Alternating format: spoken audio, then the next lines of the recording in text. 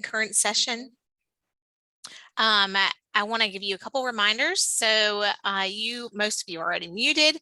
There will be a section where you will be invited to unmute yourself and participate in a discussion. We just ask that once you have given your feedback to that you mute yourself again so that we can hear all participants. It is my pleasure to introduce Karen Utter. She is the Associate Director of the South Carolina School Improvement Council and the Project Director of Carolina Family Engagement Center, which are housed in the College of Education at the University of South Carolina. Utter has over a decade of experience providing training and technical assistance to support the growth of effective school, family, community partnerships across South Carolina. Her approach to family engagement draws from several well-recognized models, including the National Network for Partnership Schools Action Team for Partnerships, which is the work of Joyce Epstein and Associates. The Dual Capacity Building Framework for Family School Partnerships version 2.0, which is the work of Dr. Karen Mapp and Associates, and the South Carolina Framework for K through 12 Family Engagement, which is the work of the South Carolina State Department. Her work in family engagement is an extension of her commitment to ensuring that all children in South Carolina graduate from high school, college, or career ready as envisioned by the profile of the South Carolina graduate. It is my pleasure to introduce Karen Utter. Hi, thank you for that introduction, Leslie, and good afternoon to everyone. I hope everyone had a great lunch break and that you've gotten yourself all rested and revved up for a good afternoon of learning. If you could take just a moment to type in the chat your name, where you're from, and the role you have that you play in family engagement, that would be great, just so we can know who was with us today. And time is short for these sessions, so we're going to jump right into the material. So I just wanted to go through briefly what the learning objectives are for today. It's my hope that you will walk away, first of all, more familiar with the components of the Dual Capacity Building Framework 2.0. And this is the successor, the new Dual Capacity Building Framework. It builds on the original framework that Dr. Karen Mapp and her colleagues developed with the U.S. Department of Education and published back in 2014. Second, I hope that you will have an understanding, or perhaps a renewed understanding, of the importance of providing capacity building opportunities, both for school personnel as well as families. And if there's one thing, and you only walk away with one thing from today, I hope this is it. As family engagement professionals, we rightly focus on capacity building for families, but sometimes I think we forget that educators may need additional preparation and training also to be prepared to engage with our families. So third, I hope you'll walk away with a couple of strategies that are new to you about supporting the development of trusting relationships and how to build those strategies into the events and activities and practices you already use. And then finally, hopefully, if I stick to my timeline, we will get to creating and using a checklist that I can show you of process conditions from the Dual Capacity Building Framework that hopefully will help you to move from just knowing what the framework is to actually bringing those components to life and incorporating them into your work. So that's what we're going to hope to achieve today. Before we get started, I just wanted to say a word about frameworks and models. So I know that you have already heard this morning from Dr. Pawlowski about the National Network of Partnership Schools, their model, and then you heard from Leslie and Regina. You heard the explanation of the South Carolina Family Engagement K through 12 framework that came out in 2019. And those are both really great frameworks. And today here, we're going to be talking about the Dual Capacity Building Framework. So where I come from at the Carolina Family Engagement Center, we rely primarily on the South Carolina framework, but we borrow heavily from the National Network of Partnership Schools and from this dual capacity building framework that we're going to talk about here. I just want to make sure folks don't think about these frameworks as either or. I think it's important to be familiar with all of them and to take the best of what fits is a good fit for your practice at your schools and districts, and learn sort of how to work together and coordinate them. And hopefully we'll get at the end of this session to some practical tips for how to do that. We do have all these different frameworks, but they have a lot in common, as I think you'll recognize as we go through this. I just wanted to point out a couple of the common themes that just are really important to us at CFEC. The first is the importance of trusting school-family relationships to family engagement. As Karen Mapp calls them the glue of all family engagement, I call them the foundation of all family engagement. You can have the greatest, most interesting, exciting events or activities or things going on at your school, but if you're missing that element of trusting school-family relationships, you're going to have a hard time getting folks to actually engage in those great things that you've created. And then second, remembering that it's so important that our engagement practices are linked to student learning and development. And we really try to keep an eye on this one, because at the end of the day, we're not trying to engage families just for the sake of engaging families. It's not about, I can get 100 people in my gym and you've only got 75 families in your gym, so my family engagement is better than yours. That's not how it's meant to work.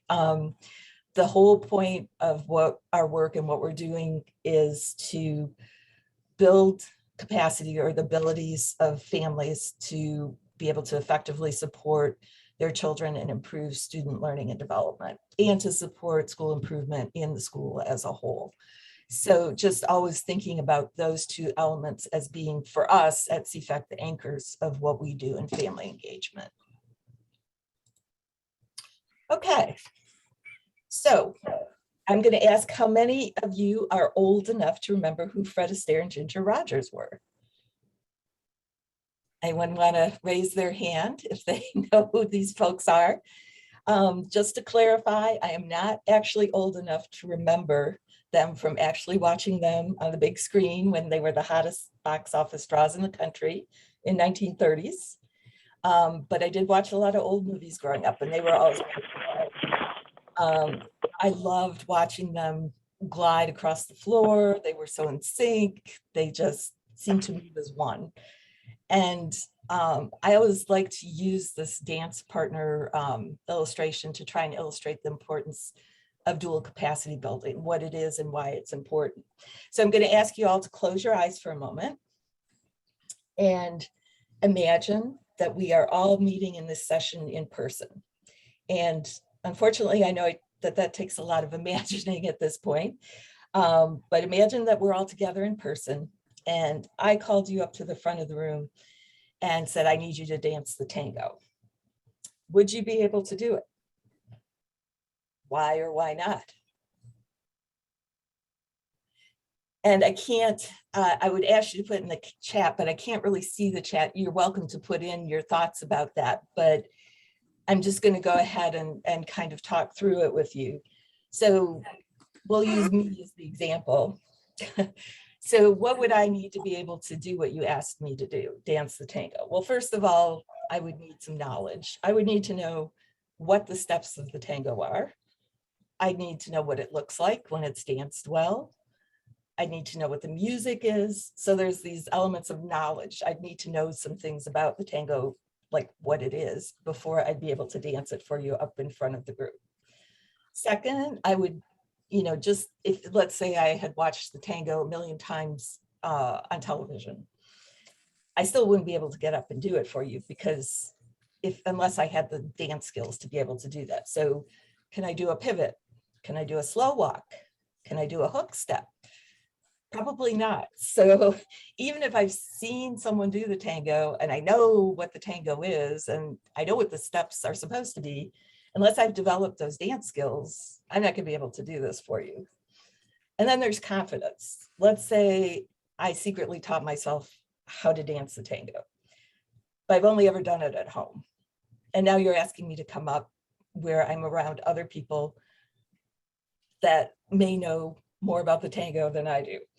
Would I have the confidence to do that? I mean, I might be someone who really doesn't care and I'd get up and do it. But, would I run to my car and drive away because I just don't think I can do this? I may know how to do it, but I don't have the confidence in myself to be able to do it. And then maybe I'm a person who's never danced and people have called me clumsy my whole life. So how would that affect my ability to see myself as a dancer? Would I see myself as someone who could learn to dance? Probably not. And it would probably discourage me from trying. And finally, I would need a partner. And I don't just need any partner. I know I need a partner who knows how to dance, and I need a partner who knows how to dance the tango. So basically, this is just an illustration of some of the kinds of what we call abilities or capacities that one needs to dance. And I think that's a really good illustration when you're thinking about family partnerships between families and schools. They're not dancing, they're engaging in learning and development, but it's the same principle. There are things that both partners need to be able to do and things they need to know in order to be able to dance together or to engage together and to dance together. As I mentioned at the beginning, if there's only one thing you take away from this session, I hope it will be to remember that if folks aren't doing, either educators or families, if they're not doing the things that we ask them to do or we expect them to do in their role as a family, a partner in the family school engagement process, always try and ask yourself, have we given this person an opportunity to know what to do? Do they know what it looks like to be an engaged teacher, an engaged parent? And have they had the opportunity to build the skills they need? Have they had the opportunity to build the confidence they need? So I hope you'll think before you ask folks to do that, because we can't always assume that families or educators have really had that experience and that they have had those opportunities. So that's really the big idea behind the dual capacity building framework. And again, this is, as I mentioned, the new framework. It was introduced in 2019. And I've given you the citation here. They have a website at www.dualcapacity.org that has the whole framework and some videos and a whole bunch of resources around this that I would encourage you to take a look at.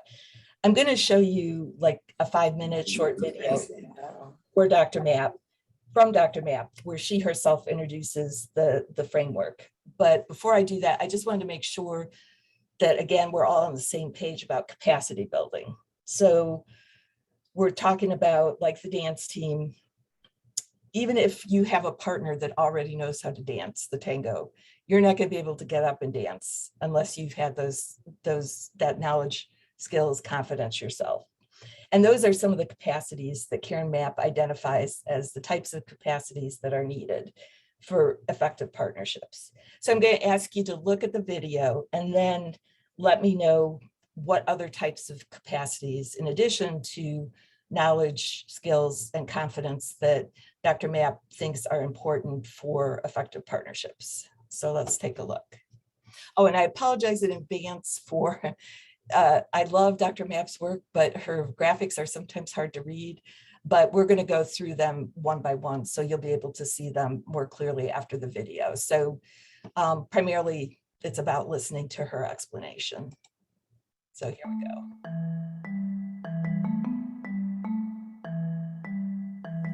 The first version of the Dual Capacity Building Framework for Family School Partnership was launched at the 2014 Family and Community Engagement Conference held by the Institute for Educational Leadership. This research-based framework was authored in collaboration with the United States Department of Education and published by the Southwest Educational Development Lab. The framework was created to offer a tool for educators, policymakers, families, and community members to understand what's needed to cultivate and sustain partnerships between home and school that support student achievement and school improvement. Since 2014, I've gathered information from current research and from stakeholders about what was useful and what improvements were needed to the framework. Stakeholders suggested that they wanted the new framework to reflect a sense of growth and improvement, and that educators and families come together by building the capacity of each side to work in deeper partnership. Second, the framework needed to more clearly articulate the challenges that got in the way of partnership between families and educators. For example, the new framework points out that many educators have not been exposed to excellent practice, and that's often because they simply haven't received any training in this area. Many families haven't been exposed to excellent practice either, and many have had negative experiences in school, both when they were children and as adults. The way forward starts with the essential conditions, which includes both the process and organizational conditions. These are the nuts and bolts that are a part of any effective family and community engagement practice. The process conditions describe the key components of effective practice to build partnership, and the organizational conditions describe the systems and structures, in other words, the infrastructure needed to support and sustain partnership. One thing that the field stated loud and clear is that all partnerships have to start with trust. We know from the research of Tony Bragg and Barbara Schneider how important relational trust between families and educators is to the effective functioning of a school and to the building of dependable partnerships among the adults. So this was moved to the top of the list in the process conditions. The organizational conditions set the table for the effective execution of the process conditions. The next section highlights the type of growth we should see when all the essential conditions are met. These 4 C's are based on research from my colleague Monica Higgins.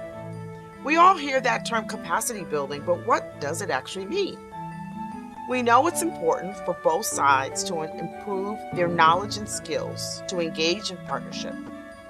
But Monica informs us that that's not the only element of capacity building that's important. Who you know, who you can turn to for information, is also an important part of capacity. We have research that reveals that our beliefs and values shift in positive ways as a result of working with others. Last but not least, the confidence of our families and educators to be able to do this work of partnership grows. And finally, in this last section, we see what happens when educators and families build their capacity to work in partnership with each other. We now have a reciprocal exchange that speaks to the power of both families and educators to support each other's continued growth. Educators connect family engagement to their day-to-day work with students and see families as contributors to their children's education. Families engage in various ways that make a big difference for their children's learning. And at the end of the day, we're able to see that this work truly helps us get to the outcome we're all striving for: more effective partnerships that support student and school improvement.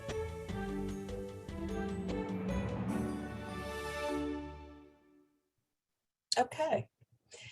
So that's Dr. Karen Mapp. And so if someone could unmute themselves, does someone want to shout out what the additional types of capacities she mentioned – were important in addition to knowledge, skills, and confidence?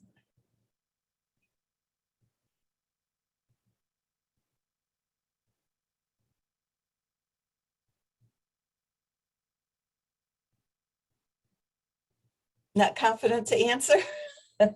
So I think it's important because, you know, we all think about knowledge, skills, and confidence, but she's also identified things like networks or social capital. Those are also important, I think, particularly for families as they look to engage with their schools. And thinking about, for example, if I'm a mom and I'm kind of interested in maybe going to a school improvement council meeting, but I don't know anyone there. I don't know if there's going to be anyone there like me. I don't really know what goes on in a school improvement council meeting. I might just say, well, it's just not for me. But if I have someone, a couple of people I know who are already there, or I know a couple of people who are parents that maybe I can ask to go with me, it may get me over that hump and get me there. Beliefs and values, I think that's also a key thing. And we see that over and over again. You know, the importance of educators really believing that partnering with families is going to impact, improve student achievement and school improvement in general. If that true belief isn't there, it just becomes another checkoff that has to be done. And teachers are so busy, administrators are so busy, unless they see it truly as a strategy that is going to get them to that ultimate goal that they're being measured on, student and school improvement, they may not feel that they've got the time for that, or they're not going to make the time for that. And families need to be seeing themselves, or to really believe that their engagement can make a difference in their child's learning and in their child's success. So those are capacities along with knowledge, skills, and confidence. I think it's important to keep in mind when you're practicing family engagement. It's not enough that a family knows what they need to do with their child at home. It's not enough that a teacher may attend an event. It's really about having all of those capacities in place, including that confidence, that sense of self-efficacy, that belief in oneself, to be able to be successful in partnering in an effective way. So I wanted, because that was a rather small graphic that you saw there, I wanted to just read through with you so that you just have a general idea of how this flows and what it entails. As Dr. Mapp said, it's laid out sort of like a logic model for those of you who might be familiar with those, or I kind of think it's more like a theory of change, in that it starts by setting out what the challenge is or what the issue is that we want to address. And then it goes through and talks about what needs to happen, what are the series of things that need to happen in order to get us to the goal of effective partnerships. So if we look first at the challenge, I mean, I think those definitions will resonate with many of you. For educators and for families, either or both may not have ever been exposed to strong examples of family engagement. So in other words, and I say this with some amount of guilt as being housed in the College of Education, that not all administrators and teachers leave preparation with a strong foundation in engaging families and the knowledge, skills, confidence, and all those other capacities we talked about. We're working to change that, and it is changing, but it has a long way to go. And we also have many educators who have been practicing for years for whom family engagement has not been considered to be a priority. And that's an issue. And then with families, if they didn't grow up in a family, or they're not around other families who provide examples of family engagement, they may not know what it looks like. So those missing examples are a challenge. And then for teachers, again, or administrators not having received the training that they need, they may not see partnership as an essential practice and may have developed deficit mindsets. And by that, I think Dr. Mapp is referring to instances when a family doesn't show up to the school, or doesn't engage in the way that is regularly expected of a family. And then from that experience jumps to the conclusion or the assumption that that family doesn't care, that family doesn't want to be engaged. And when we know that, again, there's lots of circumstances that may go into why that parent isn't engaging, including a lack of capacity. So it's important that that's an important area of deficit that we need to be concerned with. And then for families, in addition to those lack of good examples, they may have had those past negative experiences with schools, may not have been felt invited to contribute to their children's education, and may have made an assumption on their part that something that the school has done demonstrated disrespect, or the school is not open to hearing from them. And just a word about the power of that personal ask, or that sense of invited. That's one of those factors that research has identified as being especially important in terms of motivators for families to engage. And I was talking to a high school principal just the other day about an event that she had hosted for several years. It was for parents to learn about how to apply for scholarships, or to learn about other options besides college, but that would give their children certificates or other training that would allow them to get a good job. And she had just an awful time trying to get parents to attend. But this year she made a phone call to parents before a personal ask to parents, and attendance really shot up. It was just, to me, just a great illustration of when we send out that blanket sort of invitation to come to this event or to this opportunity, we have parents out there who think, well, that they're not talking about me. They're talking about other parents. They're talking about parents who, are more ready to contribute than I am. And so that personal ask, like anything, if you get an invitation in the mail versus a phone call of someone calling you up and saying, Karen, we really want to have you at this event. It's really important that you be there. I'll be looking for you. You're a lot more likely to come. So I just wanted to put in a plug there for that personal invite.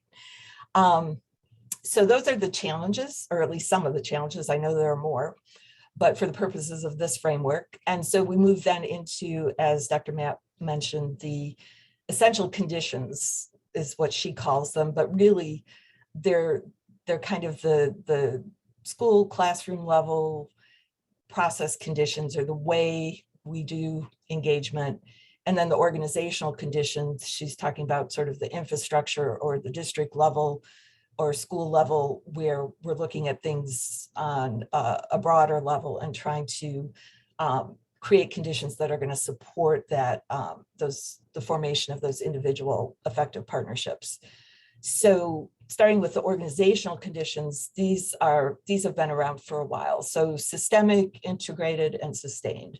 Systemic, we want to think about family engagement, not just something that happens in the classroom with the classroom teacher and the parent, but we want to think about it at the classroom level, we want to think about it at the school level, and we want to see it at the district level, so that leaders in all three of those levels are committed to and are prepared to engage families. Integrated, so we're not treating family engagement as a side issue. I know sometimes when I see school improvement plans, folks will treat that family engagement goal as being sort of unrelated to all the other goals that are in the family or in the school improvement plan. And that's where one of the great things about all right, you too. Of partnership schools is really important, because that helps us to think about family engagement, not just as a side area, but thinking about, okay, here's our reading goal. What is the family engagement strategy for achieving this reading goal? Here's our math goals. What is our family strategy here? Here's our behavior initiative for the year. What is our family engagement strategy here? Here's our attendance strategy or goal for the year? What is our family engagement strategy for that? So thinking not just as, okay, we're doing family engagement here, and then we've got our academic and we've got our other school climate goals here, but thinking about for each one of those academic and school climate initiatives, do we have a family engagement component? Are we engaging families in meeting those goals? And then sustain just talks about we all know that resources are needed to support family engagement, but it's not always in family engagement. It's not always so much money as it is time. And so carving out at the school and district level, carving out time for educators to engage families, because it does take time to do it right. Providing for some level of compensation for that. And then infrastructure, thinking about, is there someone at the school level and the district level who doesn't wear 10 hats, one of which is family engagement, but just wears one hat that is family engagement. And that person is totally committed to working across the board with all schools and at the district level to support family engagement. And just a word about that, I know that traditionally, a lot of times at the district level, family engagement has been seen as sort of a communications or public relations type role. And I know that that's still the case in many districts. I would just encourage you to think about that. Not there certainly is a communication element to it, but to think about it more as appropriate for being integrated into your general academic instructional teaching and learning areas, as opposed to treating it as just the sort of universe of the public information officer. So those are the organizational conditions that Dr. Mapp has identified. So the process conditions, you're going to recognize most, if not all of these, from the South Carolina K through 12 family engagement framework. So relational, built upon mutual trust. We see that in the framework for South Carolina. Linking to learning and development, another one we see. Asset-based, which is really the idea that we're not looking at families based on what they don't have, but what they do have that we can build on as a resource. And sometimes that, particularly when we're working in high poverty areas or areas where families come from a very different background than we do, sometimes it's not readily apparent to us what those assets are. So it involves learning about our families and learning where their talents are, where their resources are, where their interests are, what their cultural practices are, and then integrating those into teaching and also into the way that we engage with our families. Culturally responsive and respectful. Again, that's about respecting differences and being able to communicate and engage across different cultural lines. It could be something as simple as, well, it's not really simple, but it could be critical. You know, when I look at you in the eye, is that considered in my culture to be respectful or disrespectful? You know, two different cultures could have two different thoughts about that, and it could lead to issues that really are not anything more than a cultural misunderstanding, but can have much deeper ramifications. So collaborative, are we engaging with families in a way where we're not just telling families what to do, but we're learning from our families in terms of both our teaching and our family engagement work? And then interactive really goes to when we are trying to encourage families to read with their children at home, or show them book from back to front and front to back what the difference is, or how to guide their children if they're stuck on a problem in math when they're doing their homework. Are we just telling them about that? Are we showing them what it looks like? Or are we actually going the extra step and providing opportunities for them to practice in a safe environment? And that just goes to, you know, wanting to get to that ultimate goal of not just getting that information out there, that's part of it, but really getting to the point where that family member goes home and is motivated and confident enough to be able to actually implement the practice that we'd like to see them doing with their child, or that's going to be beneficial for their child. So those are the process conditions. Then presumably when those conditions are in place, that's going to foster the growth of those capacities that she mentioned.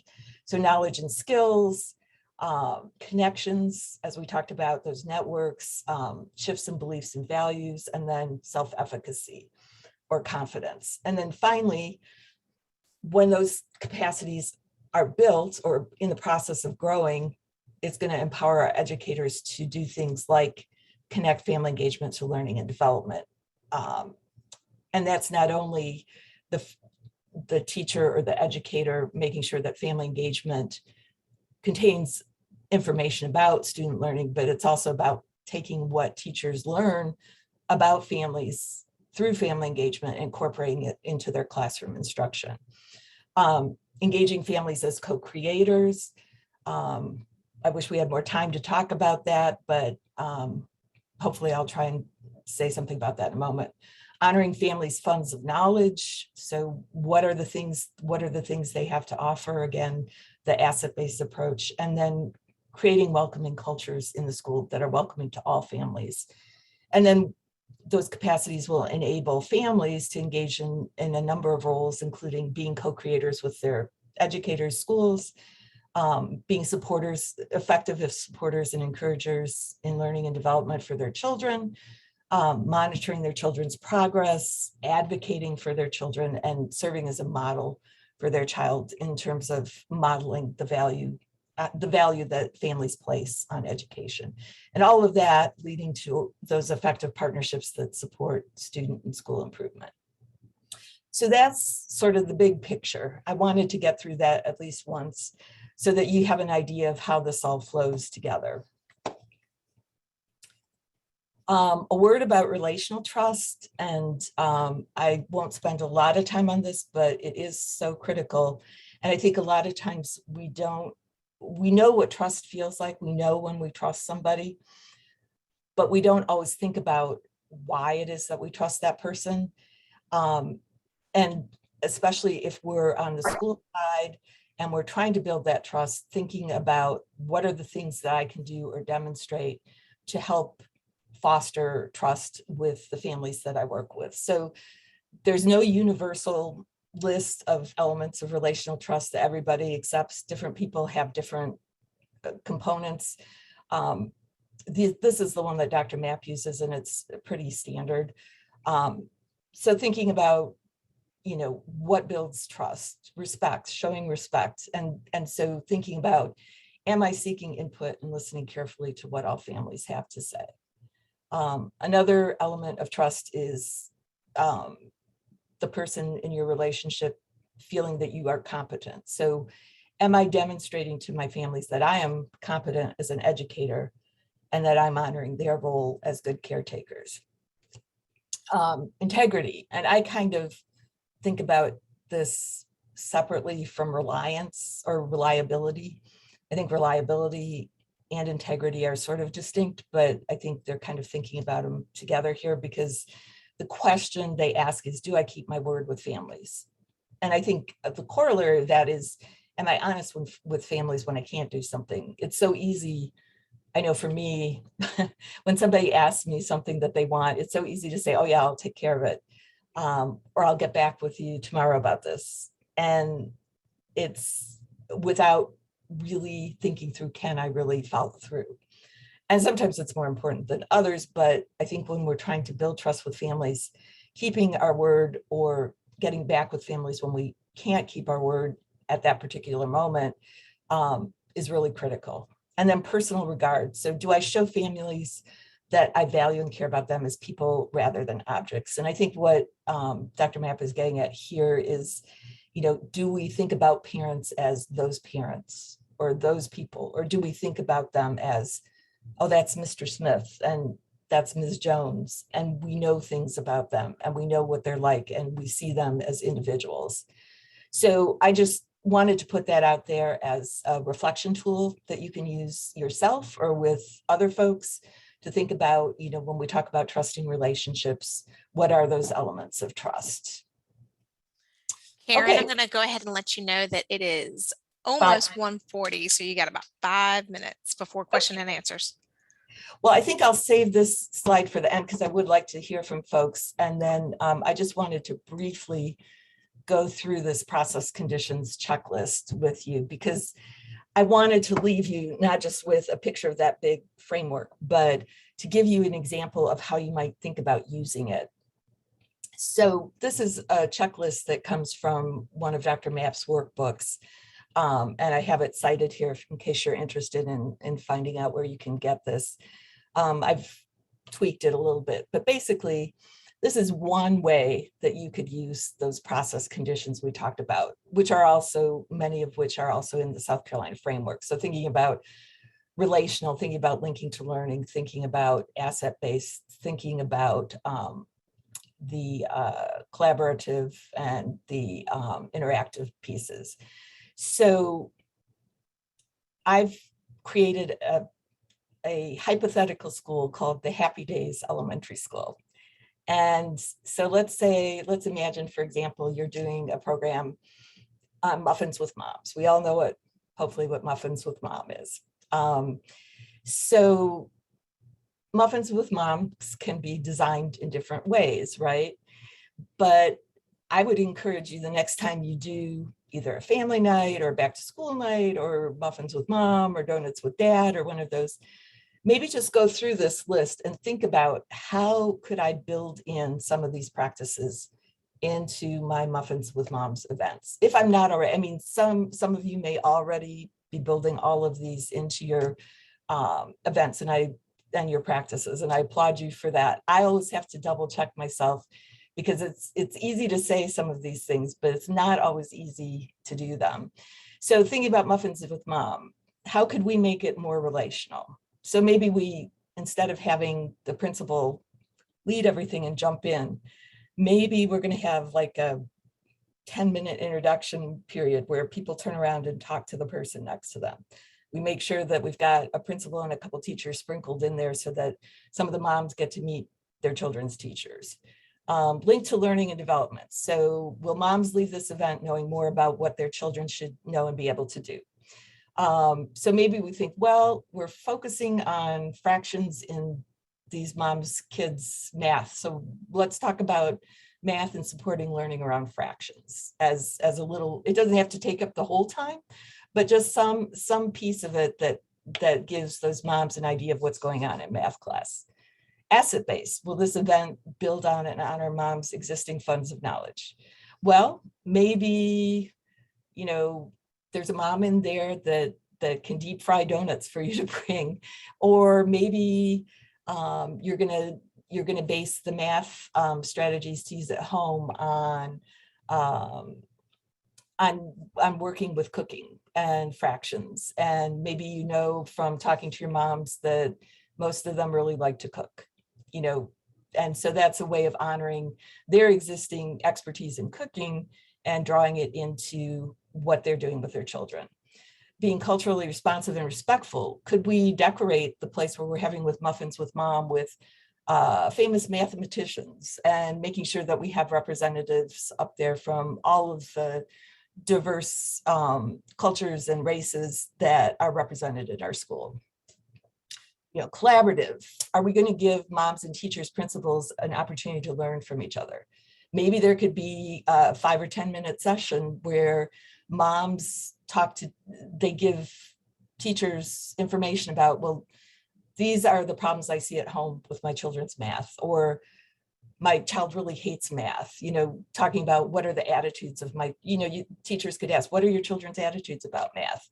Because that obviously can have a big impact on how math is going, and it can really inform for the teachers how they're approaching math in their classrooms. And finally, is it interactive? So if we're showing moms these strategies they can use with cooking, well, this might not be the best example, but is there an opportunity to practice that? Or do we give them some other math game that they might be able to practice with other parents that are there? Just, table to table, maybe it's a dice game, maybe it's a cutting up the fake pizza game, something, that gives them an opportunity to practice whatever it is that you want them to be doing, so that when they go home, they've had that experience and they've got a little bit of confidence to be able to do that. So that's kind of an illustration of how you might use these process conditions to infuse that into the things that you're already doing. And again, it's not a straitjacket. Not every event is going to have maybe all of these elements, but it's really helpful because I think you can think about each of those things as goals, or things to aspire to. And if you think about them before you have the event, you can design your event in such a way to strengthen some of these. And again, you may already be using some of these, and I wish we had time to go through and find out how you are doing that, but maybe next time.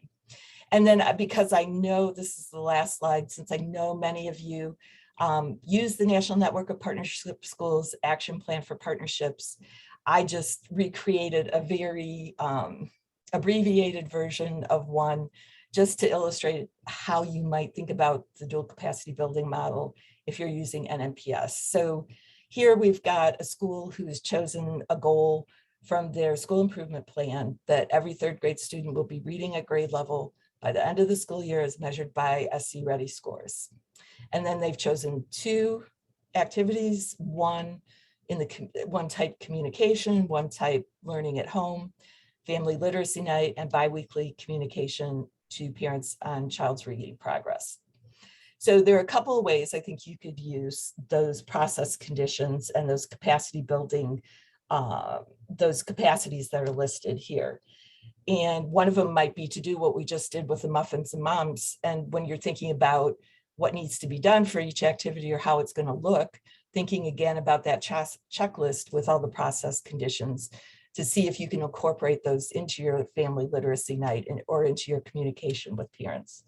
You might be thinking about those process conditions on a bigger level. So in other words, you're playing this family night and you hope lots of folks come, but then thinking about, well, do we have those relational practices in place so that our parents are going to feel comfortable coming? Have we created that space that's culturally responsive and respectful? Are there things that we need to be doing in our school as a whole in order to be able to support having a really well attended or really well engaged family literacy night and giving communications that are actually going to get to parents and that parents are going to be able to understand and use in supporting their children.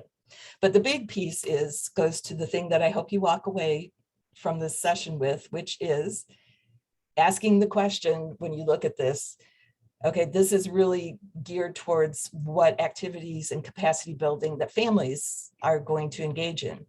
But just asking that question, are there capacities? Do we need to do capacity building with our educators, with our staff, in order for them to really be able to engage well in these activities? Or is there a way that, say, Family Literacy Night can be a capacity building event for teachers or educators or staff or administrators, as well as for families? Maybe families are going to learn some things about reading strategies, but maybe our teachers are going to build their capacity by having opportunities to learn more about what favorite books are or what favorite interests are of families or how families like to read together. So, and they can take and use that knowledge in their further instruction. So thinking about these not just as capacity building for families, but also for our educators. And I'm going to stop there with the question. I'll answer any questions that are in the chat, but I also did want to pose the question to you all, going back, if it'll let me go back. I don't know if it will.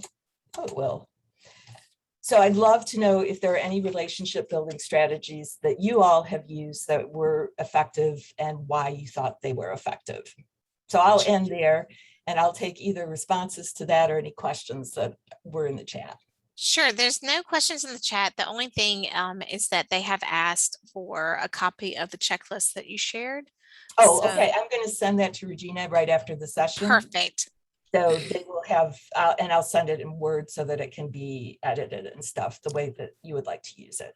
Awesome. So we'll make sure that that resource is added to the resources when we post the sessions. Great. So do you want to unmute yourselves? And if you're willing, I would love to hear about, because we talk about lots of strategies for learning and development, but I don't know that we always talk about strategies for relationship building and how we can incorporate those into some of the other things we do, or how we can redesign things that we already do to make them more relational. So is there anyone on that would like to share any strategies that have worked for them?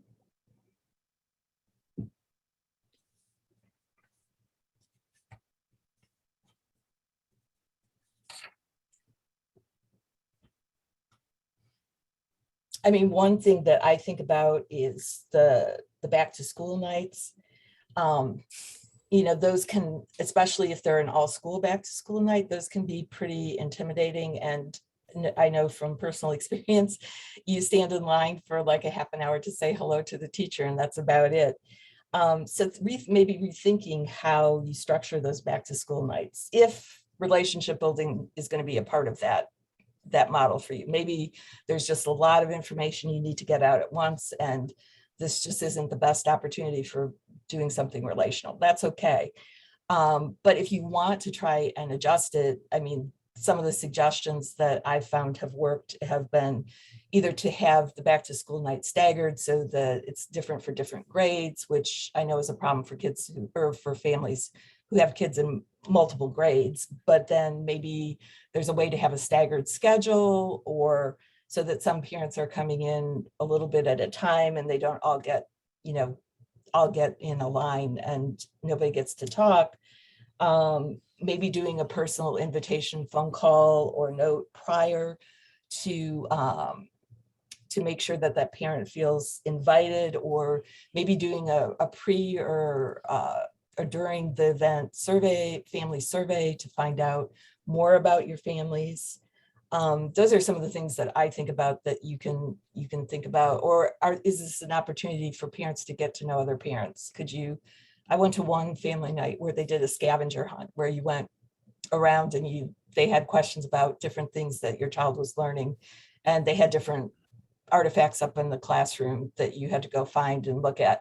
Maybe you could pair parents up together to do that, and so that parent has met one other parent while they're there.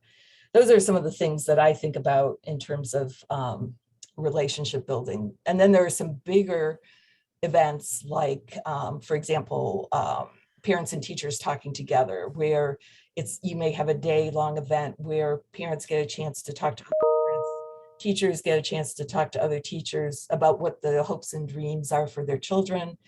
And then they make their own lists, and then they come together and they compare their lists. And what usually happens is there's a lot of similarities. And from there, parents and teachers can learn about what their shared goals are for their children and think about ways that together they can work towards those goals. So that's an activity that's really relationship building based. So I throw those out there as some suggestions. Does anyone else have anything they want to share? Actually, Karen, it's time for us to end the session so they can get ready for the next one. Okay. We thank you so much for sharing about Karen Matt's dual capacity framework. And we are ready to move on to our next sessions, guys. So thank you so much for joining us. Okay, thank you. Take care, everyone.